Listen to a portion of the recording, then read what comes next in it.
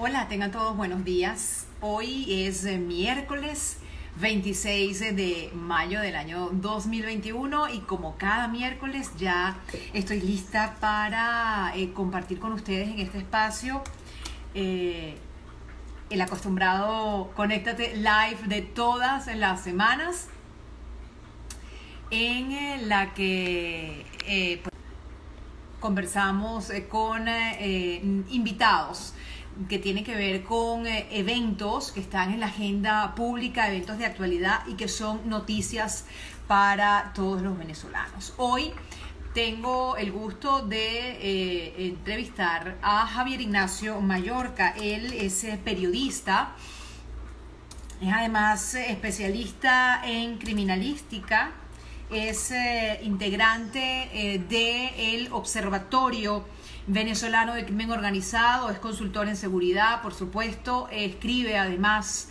para diversos portales y por supuesto tiene su página que les invito a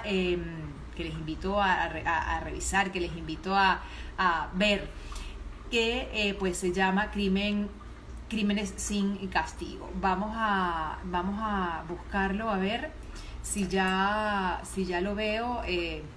Vamos a ver, Crímenes sin castigo. Ajá. Esperando que Javier se conecte, Javier Ignacio Mallorca. Me dice que no me ve, me está escribiendo por el chat de WhatsApp, me dice que no me ve, pero esperemos que se conecte para invitarlo a que se una para este live en el que como ustedes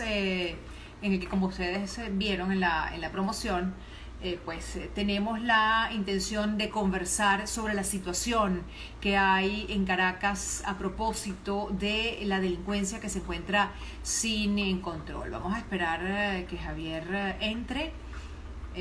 A ver, no me ves, Javier, no me ves, pero yo estoy aquí esperando por ti. Vamos a ver qué sucede. Javier, recuerda que tienes que darle al botón para unirte. Vamos a ver si yo logro encontrar a Javier.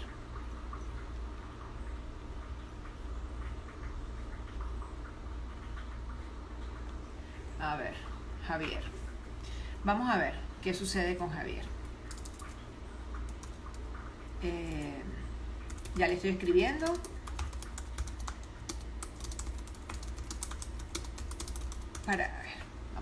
Vamos a esperar. Vamos a esperar que aparezca Javier. Como ustedes saben, la maravilla de la maravilla de la virtualidad nos permite hacer estos contactos. Bear Hill dice: Javier, únete, si no me uno yo. Y preguntan: ¿dónde está Javier? Bueno, vamos a ver. Ya va a aparecer Javier. Vamos a saludar a todas las personas que están aquí conectadas.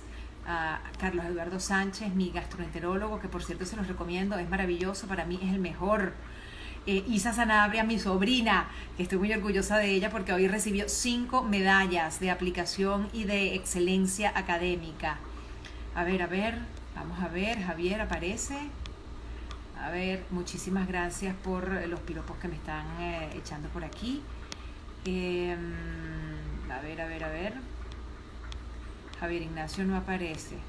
¿Será que voy a tener que llamar a Javier Ignacio por teléfono? Aquí está Javier Ignacio. Vamos a invitarlo a que se una.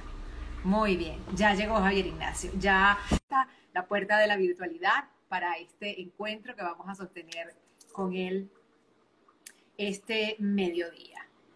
Vamos a ver. Ok, Javier, ya te veo.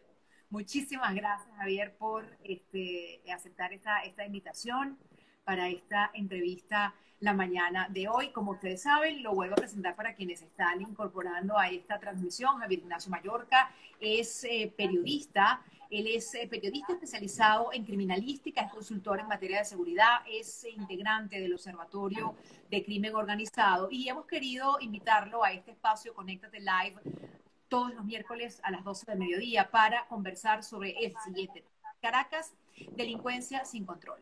Javier, quisiera comenzar esta conversación para poner en contexto a las personas que que están conectadas con este live y por supuesto para las que puedan verlo después a través de mi canal YouTube, ¿cuáles son los elementos que hay que comprender o que hay que cualquier ciudadano caraqueño y venezolano también, porque la realidad de Caracas se repite en otras zonas del país? ¿Cuáles son los elementos que hay que poner en contexto para comprender cómo es posible que bandas organizadas como la del Coqui, por poner solamente un ejemplo, que controla la Cota 905 y las otras que controlan La Vega, operen con total impunidad? Bueno, eh, esta pregunta da para horas de conversación, Aymara. Por lo menos, En primer lugar, un placer. Sí, en primer lugar es un placer compartir esta sesión contigo y desde luego con todas las personas que nos pueden estar viendo o escuchando, si el Internet lo permite. Eh, a ver, podríamos hacer una línea de tiempo bastante larga, pero básicamente me voy a remitir a lo que era la situación de seguridad en Caracas para el año 2015, cuando empezaron por allá por julio las llamadas operaciones de liberación del pueblo. En ese momento estábamos recibiendo gran cantidad de información sobre la formación de estructuras criminales en Caracas y en el resto del país que excedían por sus dimensiones, por su cobertura geográfica, me refiero a dimensiones en cuanto a pie de fuerza, cobertura geográfica y número de delitos en los cuales más o menos se especializaban a los criterios que había para evaluar una banda normal. Es decir, no eran los 5 tipos que se ponían en una esquina a ver a quién pescaban, no. Ya estas estructuras eran mucho más grandes, excedían de las 30 personas en aquel momento, y bueno, se dedicaban no solo al tráfico menudeo de drogas, sino que también habían como ampliado el menú de actividades y ya tenían a la extorsión como su elemento de caja chica. Había una incorporación importante de armas de guerra en su arsenal. Ya no era simplemente el revólver Smith Wesson 38 que ponían en las minutas, sino también pistolas, digamos, automáticas de repetición, algunas de ellas modificadas, y también fusiles y granadas. Entonces esto nos llevó a hablar ya no de bandas, sino de un término que es exclusivo de la jerga nacional, que es las megabandas. Y a partir de entonces, bueno, esto digamos que se ha incorporado como un criterio de análisis. A veces incluso se ha incorporado como una especie de justificación para las políticas de mano dura, que sobre eso podemos hablar también. Pero en aquel momento había una situación especial porque Venezuela estaba saliendo de una situación de fortalecimiento de estos grupos a propósito de un plan que había emprendido el Ejecutivo a través del Viceministerio de Política Interior, del Ministerio de Relaciones Interiores, a partir de 2013 y hasta mediados de 2015, que se llamó el Programa de las Zonas de Paz. En Venezuela proliferaron las zonas de paz y ¿qué eran ellas? Bueno, eran espacios geográficos en los que se decidía sacar a los cuerpos de seguridad, que no hubiese presencia ni de policías civiles, pero tampoco de cuerpos militares, porque se había entendido que estos funcionarios uniformados formaban parte de la ecuación criminal y de violencia. Entonces, de acuerdo con esta lógica, si lo sacas de la ecuación, la violencia disminuiría.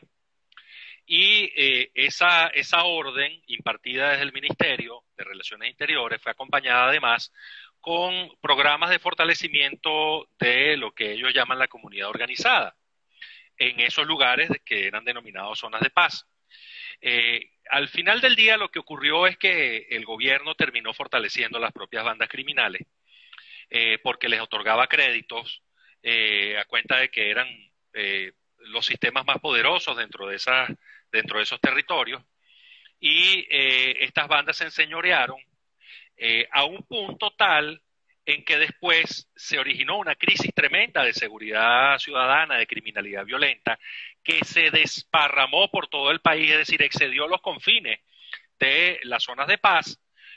Por ejemplo, hizo intransitable la Troncal 9, que es la principal vía de comunicación al oriente del país, por citar algo.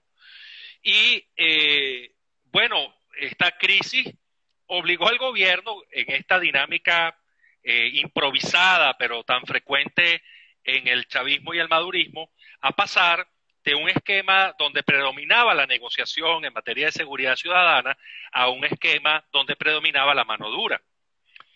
Y para ejecutar ese esquema, llevaron al general Reverol a la cabeza del Ministerio de Relaciones Interiores. No es que Rodríguez Torres no pudiera hacerlo, pero yo creo que la salida de Rodríguez Torres estuvo fundamentada en otros elementos distintos a su posición en torno al tema de la seguridad ciudadana. De hecho, Rodríguez Torres estaba enfrentado a el viceministro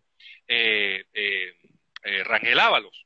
Él estaba enfrentado y no creía en el tema de la zona de paz, pero tenía que calársela, y me disculpan el coloquialismo, porque, bueno, era una especie de concesión que había dentro del propio ministerio.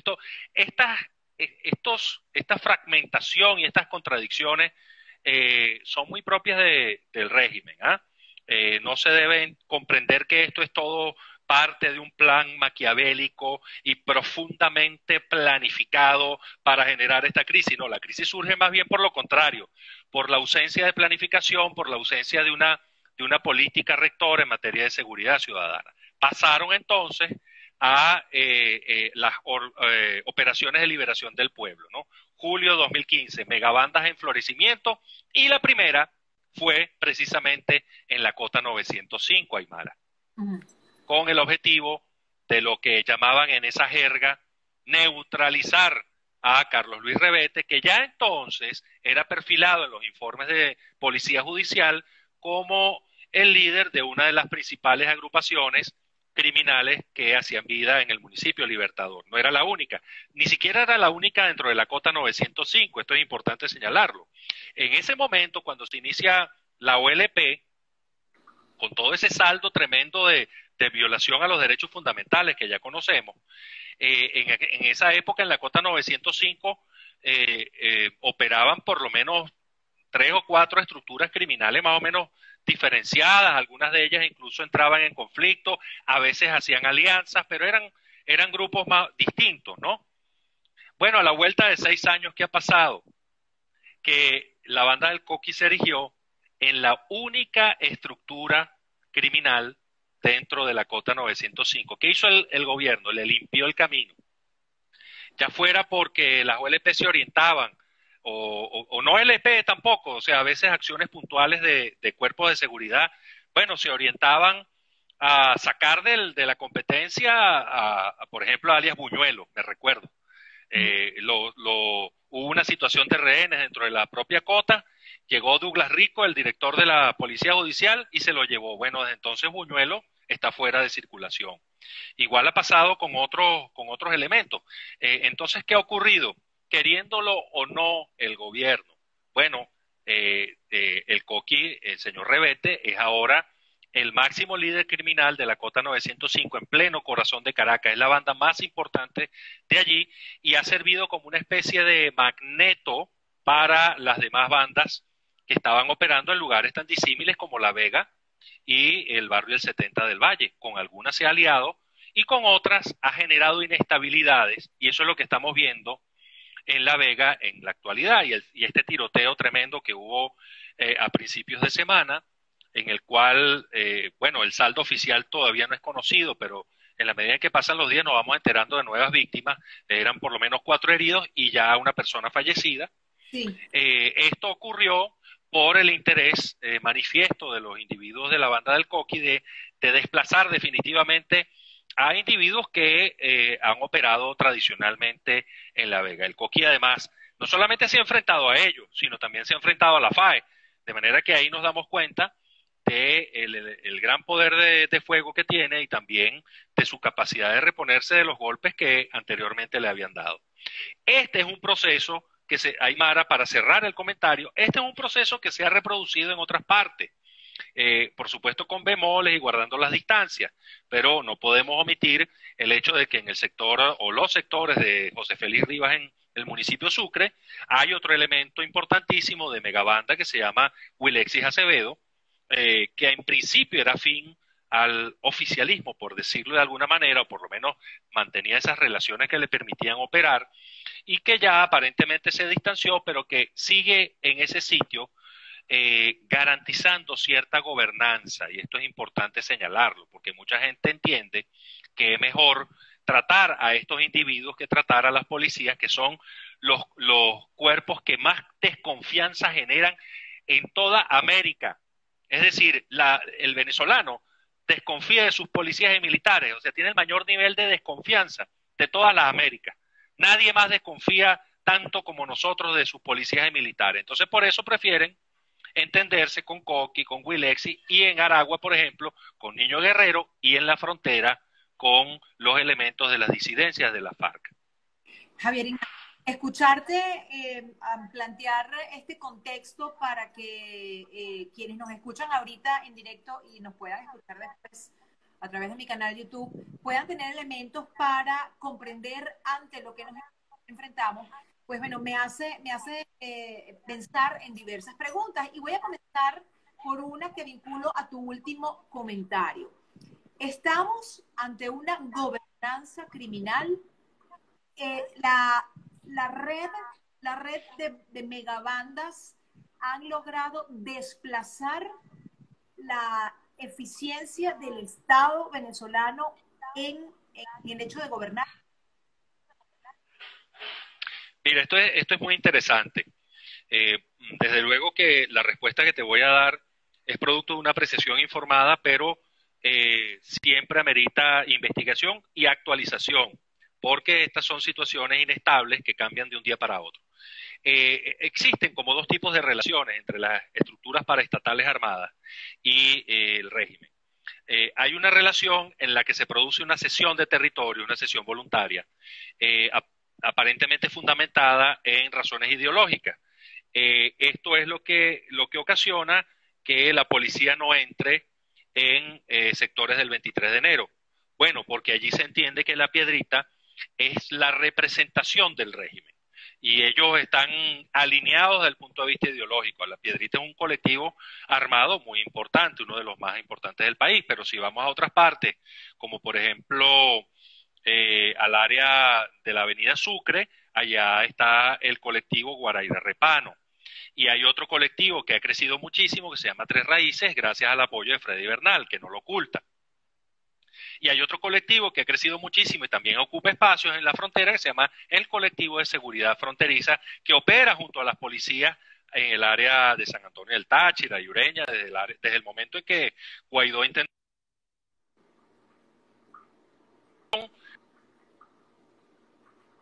forma han apelado esta sesión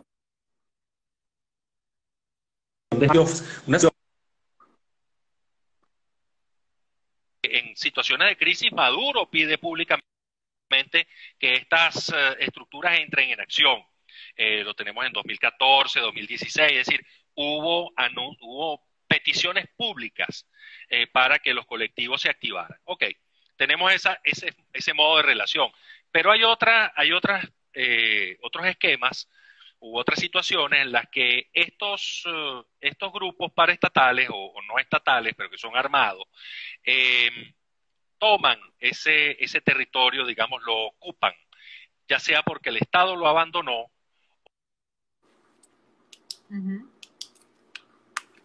Las fuerzas del Estado. Estas son las llamadas bandas criminales.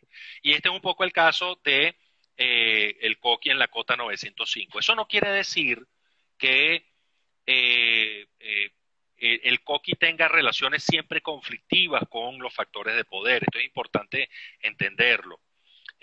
A veces se producen entendimientos, lo que llaman los criminólogos acuerdos sucios, que no forman parte de un programa establecido ni están ubicados en ninguna estructura ministerial, como era el programa de zonas de paz que cesó en 2015. Esto es importante decirlo, porque dicen que el Coqui está en una zona de paz. Eso no es así.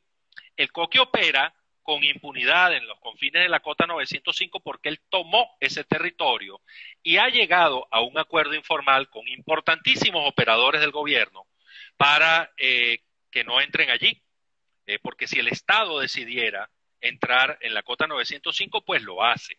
De eso no les quepa la menor duda. Aún el Estado tan mermado que tenemos en este momento, bueno, si hay una decisión política en lo más superior del estamento del Ejecutivo, pues esa decisión se cumpliría a un precio importantísimo de vidas. Pero por el momento ahí lo que hay es un equilibrio en el que el COQUI garantiza cierta paz, pero hay un factor allí que está perturbando mucho esa paz ofrecida y que podría romper esos acuerdos, que es el deseo de expansión de esta banda criminal.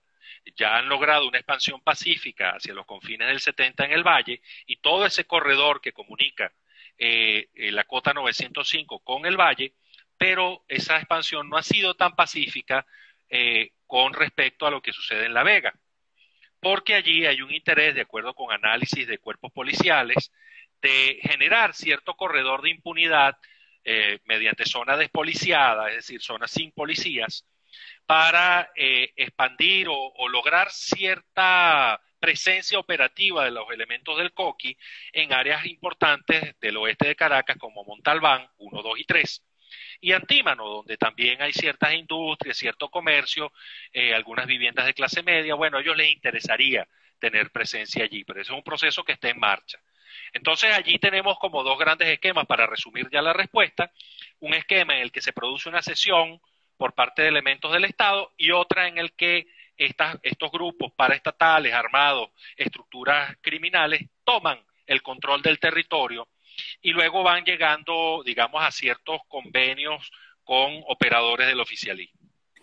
Precisamente en ese punto me quería detener a propósito de lo que estás comentando. Tú hablas, antes de iniciar la explicación, dijiste que todo lo que ibas a decir estaba documentado por estudios y por investigación. Sin caer en el terreno de la especulación, ¿qué se habría pactado por detrás? O sea, hay manera de entender qué se pactó entre el Estado y entre estas megabandas para que haya simplemente la vista a un lado y el COQUI tenga el control de la cota 905, es decir, tenga un coto cerrado, que está ocurriendo tal y como lo has explicado por el esquema de avance para desarrollar un corredor criminal en La Vega? Fíjate, los puntos de negociación entre elementos del régimen y exponentes de bandas criminales tienen que ver en buena medida con las características de la localidad donde estas bandas operan. Vamos a ir a otro sitio, salgamos de Caracas y vamos al área del internado judicial de Tocorón, donde opera quizá la megabanda más importante del país en este momento, que se llama el Tren de Aragua. Yo recuerdo que hace ya unos 3 años, los gariteros del Tren de Aragua, que son los individuos que se colocan portando armas de fuego en el perímetro de la instalación del internado judicial de Tocorón, dispararon contra funcionarios de policía judicial. De hecho, creo que mataron a uno, si la memoria no me falla. Las patrullas quedaron destruidas. No era la primera vez que lo hacía y tampoco sería la última. Eso desde luego que genera un tremendo escándalo.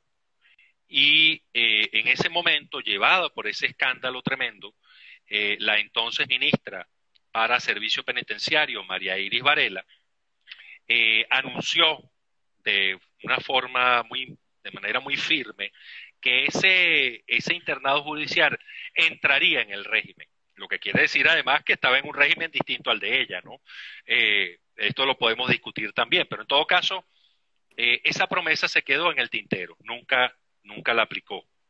Y cuando dice entrar en el régimen, era más o menos adelantar un proceso de intervención armada dentro de la prisión, como ocurrió en Rodeo, como ocurrió aquí en La Planta, en Caracas, Y después que se haya asumido el control y se hayan desplazado a eso que ellos llaman en su jerga muy particular los líderes negativos, entonces ellos asumirían ese control, pondrían a otros líderes, porque esa es la realidad, y asumirían desde luego cierta gobernabilidad dentro de la prisión, porque en este momento no la tiene. Pero ¿qué pasa? Que en Tocorón, el Niño Guerrero, a ver, quienes no han ido allá, yo les puedo indicar que por lo menos en los últimos registros que tenemos, en Tocorón hay entre 7 y 8 mil internos. Es decir, eso es una pequeña ciudad. Y allí hay todo tipo de mercado, no falta nada. Y ya, bueno, el último avance conocido es que ellos invirtieron en un campo deportivo que estaba allí, ya eso existía, pero le colocaron su marca de fábrica, que es Tren de Aragua. Entonces pusieron eso en las paredes del campo y lo remodelaron. Entonces, ¿qué quiere decir esto? Que te interrumpa allí porque Salserísima 012 hace exactamente esa pregunta para que la tengas en tu mapa y la complementes cuando termines de desarrollar la idea. ¿Por qué permitieron hacer un estadio en Tren de Aragua? Es lo que pregunta ella, para que la incluyas en tu respuesta. No es que lo permitieron, ya ese estadio existía. A ver, pero es que aquí estamos en una situación muy particular, porque es que el Estado no está en capacidad de garantizarle nada a nadie, ni las vacunas, ni la protección, y cuando se trata de los internos de una cárcel, pues mucho menos, porque esos son seres, esto hay que señalarlo también, esos son seres olvidados.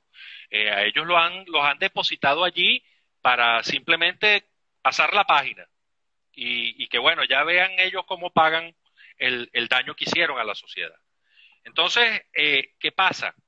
Que el Niño Guerrero asume el control de ese internado, como ha ocurrido también en otros internados judiciales. Recuerdo, por ejemplo, alias Conejo en el internado de Nueva Esparta, que hasta piscina instaló. Bueno, en este caso, ¿qué pasó? Que Niño Guerrero tomó esa cancha que ya existía, lo recuerdo, y la remodeló. Ha habido obras mucho más importantes dentro de Tocorón que esa. Por ejemplo, la construcción de una discoteca, que desde el punto de vista simbólico es mucho más relevante porque dentro de esa discoteca se dan mercados ilegales que, bueno, por supuesto están ajenos a todo tipo de control. Es decir, eso solo... Y la discoteca, además, una cosa insólita, esa discoteca abre sus puertas a visitantes externos. Hay ministros que han ido para allá a disfrutar de la discoteca. No voy a precisar mucho porque, bueno, pero a esos ministros los han despedido después con salvas armadas cuando salen de la prisión. Wow. Es decir, las señales de control que ha dado Niño Guerrero en esa cárcel, por supuesto que va mucho más allá de los confines del área perimetral del internado judicial. Entonces, es una forma de ejercer gobernanza y que se ha extendido en el caso de Tren de Aragua no solo a otras partes del país. Por ejemplo, en el estado Sucre ha habido enfrentamientos entre elementos de esta megabanda y de otras estructuras criminales que ya operaban allí, pero también se han extendido al área de Cúcuta, también se han extendido, y esto está documentado en informes de la Guardia Nacional, al área de Bolívar, donde quieren hacer explotación minera, porque entienden que el oro, es decir, el oro es lo ideal para lavar dinero. Entonces, si tú estás en capacidad de lograr un manejo de oro en comercio, aunque sea el de tal, pues puedes legitimar los capitales que has obtenido por concepto de pago de secuestros, tráfico de drogas, en fin. Este es el caso del Tren de Aragua, ¿no?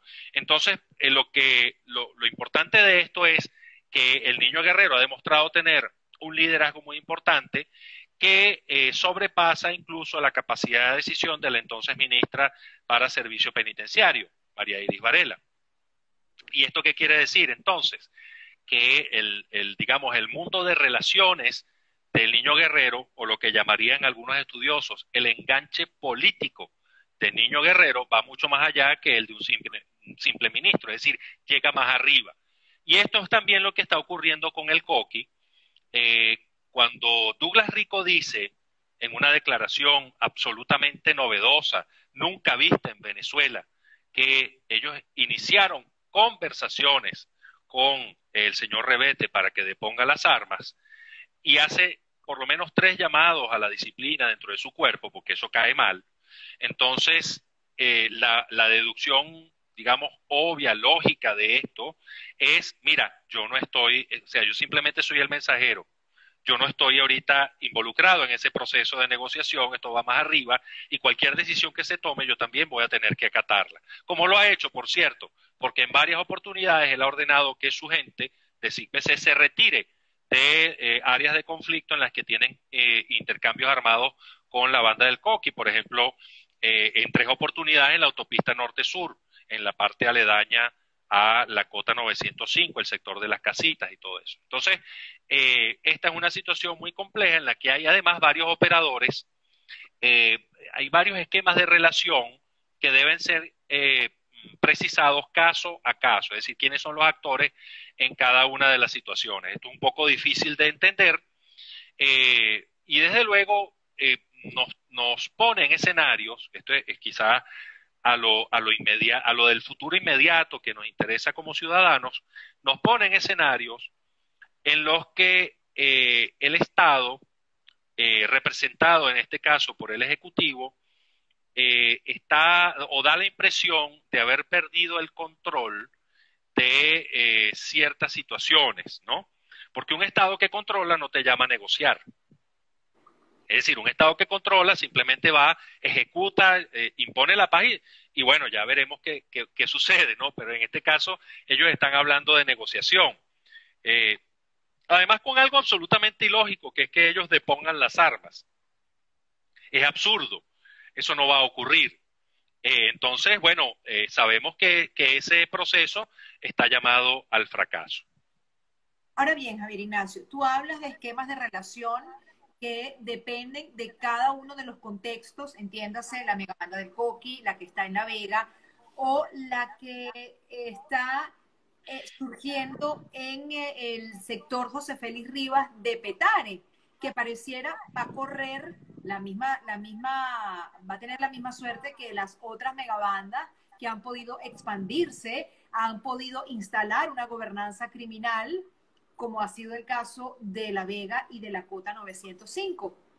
Yo quisiera aprovechar la pregunta de Julián Cambi, que la formulo a continuación. Si estos grupos se unen, entonces toman el control del país por encima de quien sea. Es decir, que si hay una expansión de esa gobernanza criminal, ¿ante qué? Y aquí te voy a pedir un ejercicio de prognosis. ¿Ante qué escenarios pudiéramos estar enfrentados los ciudadanos venezolanos? Porque Caracas es el centro del poder del país. Sí, lo que pasa es que eso es, por decirlo de alguna forma, muy improbable.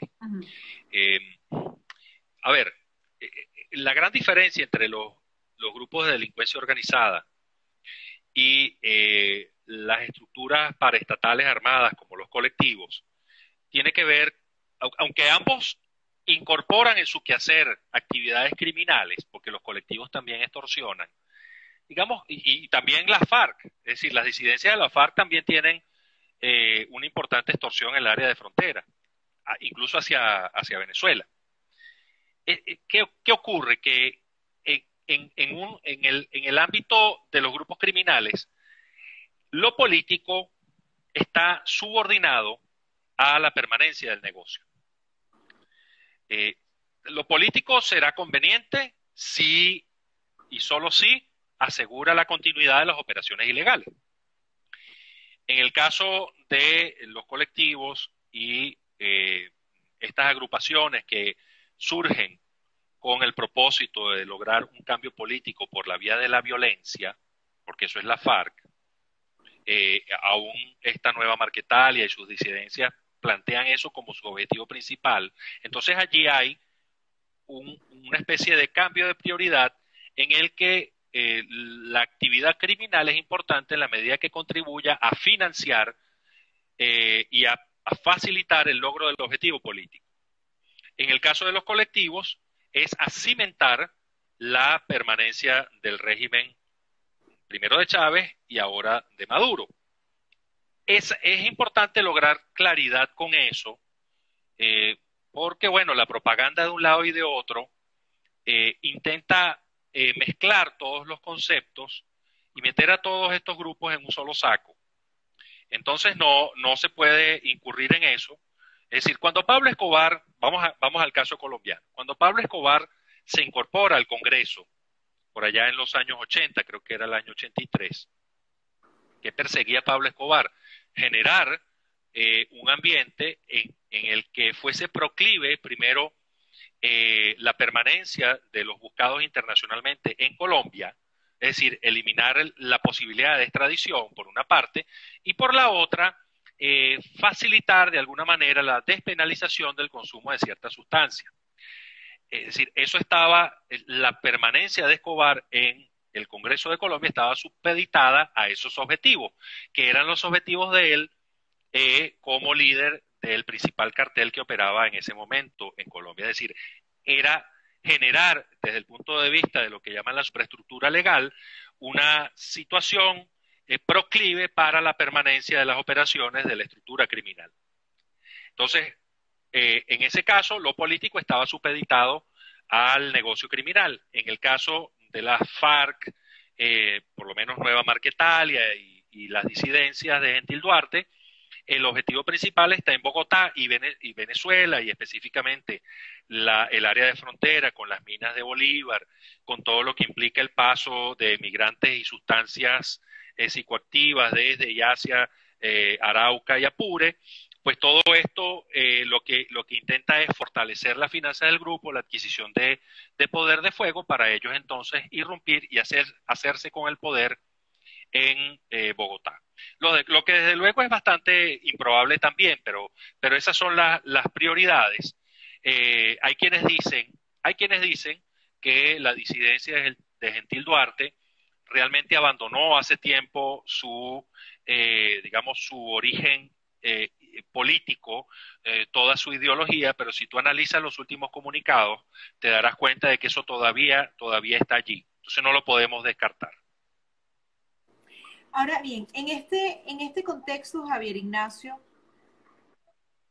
¿qué papel, o sea, cómo podemos comprender los venezolanos a la luz del contexto que tú nos has descrito, la figura del ejército, la acción o la inacción del ejército? Entendiendo que el ejército como institución del Estado tiene un objetivo puntual, objetivo que se desvirtuó en los últimos 20 años, razón por la cual los militares terminaron vendiendo, entre otras cosas, papas. Sí, distribuyendo harina de trigo, en fin, haciendo de todo menos de lo que era su competencia tradicional y la principalísima razón por la que el Estado venezolano ha decidido desde su fundación tener un cuerpo militar. Definitivamente, quizá la pregunta que haces incluye la respuesta. Sin embargo, bueno, en el último, y valga la cuña, ¿no? En el último trabajo que hemos publicado en crimenesincastigo.com, se habla precisamente, ese es el punto central, ¿no? A ver, lo que hemos visto en Apure no puede ser calificado de operación exitosa, definitivamente. O sea, tienes por lo menos 16 militares fallecidos, más de 35 heridos, 8 secuestrados, y si damos por cierto lo que dice Fundarredes, hay otros 4 que también, por lo menos, estaban en calidad de desaparecidos, ¿no? Entonces esto no puede ser calificado de una operación exitosa. Quizá la propaganda que vemos a través de los órganos del MINSI intente decir otra cosa, intente dar una impresión de normalización, pero esto no es éxito. ¿Y qué pasa allí? Este es el primer gran reto que ha afrontado la Fuerza Armada en un esquema de conflicto armado, además en una espiral creciente, desde que se produjo la reforma constitucional promovida por Chávez, ¿no? Que hubo la constituyente del 99. Entonces allí hay un proceso en el que la Fuerza Armada se fue desviando, esto lo han dicho muchísimo, ¿no? Pero hay que recordarlo. Esa Fuerza Armada, que en algún momento respondió con cierta firmeza y mucha coordinación, por lo menos en la crisis que hubo con la corbeta Caldas, esa misma Fuerza Armada bueno, fue modificada y alterada en sus objetivos primordiales, y esto además ocasionó que hubiese un cambio de miras y un cambio importante en los procesos de formación de la oficialidad y de la tropa profesional. Estoy resumiendo en dos grandes brochazos, algo que también ameritaría quizá un desarrollo más profundo. En 2005 hubo un paso importantísimo porque se generó eso que llaman el concepto estratégico de la Fuerza Armada Nacional. Entonces no se llamaba Fuerza Armada Nacional Bolivariana, todavía no le habían cambiado el nombre para algo tan ideológico, pero ya entonces se asomaba que los objetivos relacionados con eso que llamaban coadyuvar en el desarrollo nacional adquirían tanta o más importancia que los objetivos relacionados con la defensa del territorio. Y entonces hemos visto después todo un desarrollo que, digamos, tuvo derivaciones en los planos legales, también derivaciones en cuanto a las escogencias de los ascensos, y en las escogencias de las adquisiciones, muy importante, para tener esta Fuerza Armada que tenemos hoy en día, con el saldo que hemos referido ya de 16 fallecidos, 35 heridos y unos 12 efectivos secuestrados o en calidad de rehenes, que esto también sería importante discutirlo, porque el secuestro tiene una connotación de negociación y reconocimiento de ambas partes que, bueno, llama mucho la atención, incluso que el ministro Padrino lo haya calificado de esa manera. Pero en todo caso, esta Fuerza Armada pareciera que por vía de fuerza, digamos, por vía de la acción militar, no lograría en este momento el desplazamiento de los grupos comandados por Gentil Duarte, que nunca reconocieron los acuerdos de paz de La Habana, siempre se mantuvieron en armas. Es decir, ellos son, incluso más que Iván Márquez y la nueva Marquetalia, ellos son los herederos de esas Fuerzas Armadas Revolucionarias de Colombia que empezaron con Marulanda por allá en los años 50, porque estos nunca se desmovilizaron. En cambio, la gente de Iván Márquez y de Santrich sí tuvieron 3 años con un pie en la política legal y otro en la política ilegal, lo cual transmitía a lo interior de digamos, de sus seguidores una imagen confusa, contradictoria, que no les convenía, digamos, no querían, en la cual ellos no querían participar, y es por eso que la gente de Santrich ganó tanto pie de fuerza en estos años, y ahora, bueno, es lo que, cuando ustedes ven los comunicados de esta FARC, de Gentil Duarte, de las disidencias, y ven los videos, se dan cuenta de que se trata de personas con armamento bastante sofisticado, además uniformes nuevecitos, limpiecitos, es decir, igual que los de Nueva Marquetalia. Uno se pregunta, ¿de dónde han sacado el dinero para esto, ¿no? Y cuál es el rol que juega Venezuela en ese suministro de fondos, ¿no? Bueno, aquí lo que hubo, para redondear, además de todo, fue un error de análisis importantísimo de parte del régimen de Maduro, al no entender que con la fragmentación de la FARC, luego del Acuerdo de La Habana, la situación de seguridad cambiaba radicalmente.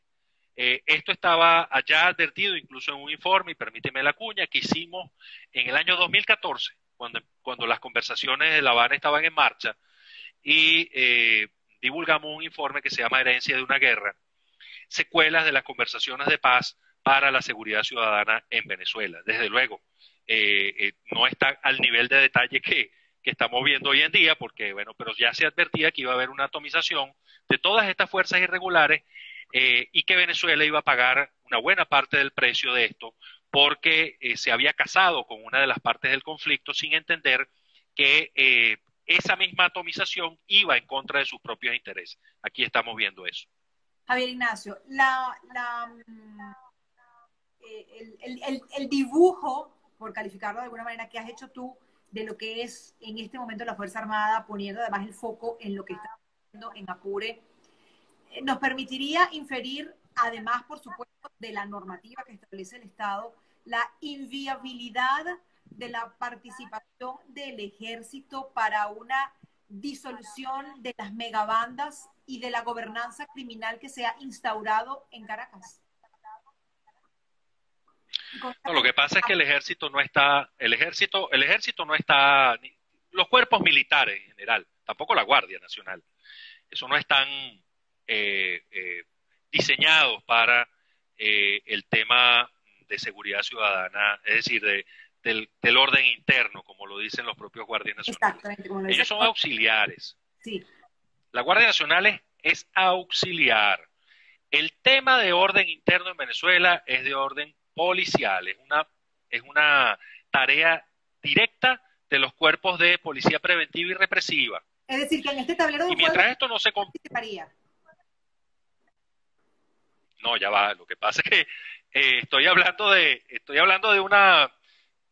la situación como está en el marco legal, exacto, en el dogma legal, Exacto. pero obviamente, Aymara, la práctica, a ver, solamente si sacas en la proporción de policías uniformados civiles en Caracas y la necesidad que te establece de lo que llaman encuadramiento policial para más o menos garantizar una seguridad en la capital, te das cuenta de que los militares van a ser necesarios en tareas de policía preventiva durante mucho tiempo, porque formar esos cuadros policiales para que más o menos cumplan con la tarea que tienen encomendada va a ser muy complicado en el futuro inmediato.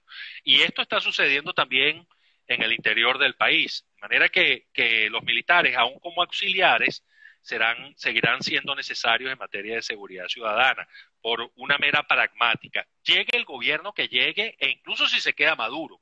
Es decir, esta es una matemática que funciona esté quien esté en el poder. Lo que pasa es que algunos, como Maduro, se ven más tentados a acudir a la mano militar para resolver este tipo de problemas, porque entre otras cosas, los militares son especialistas, y los de la Guardia Nacional en primer término, en ofrecer soluciones llave en mano. No lo pienses mucho, Maduro, o quien esté en la presidencia, yo te soluciono. Eso sí, recursos por delante. Y entonces ahí es que vienen las compras, en fin, todos los negocios. Esto es mucho más complejo que lo que se piensa, ¿no? Y entre otras cosas, lo más complejo, Aymara, lo más complejo en materia de seguridad ciudadana es generar institucionalidad para evitar esos tránsitos terribles que tenemos de las tácticas de negociación a todo tren, a esas tácticas de mano dura tipo OLP. Es decir, en el medio no tienes nada, porque no hay institución. No hay una institución que te resuelva los conflictos que hay entre vecinos. No hay y por eso entonces llega el Coqui. El Coqui sí los resuelve. Y llega la FARC en la Victoria, que también los resuelve, para que sepan.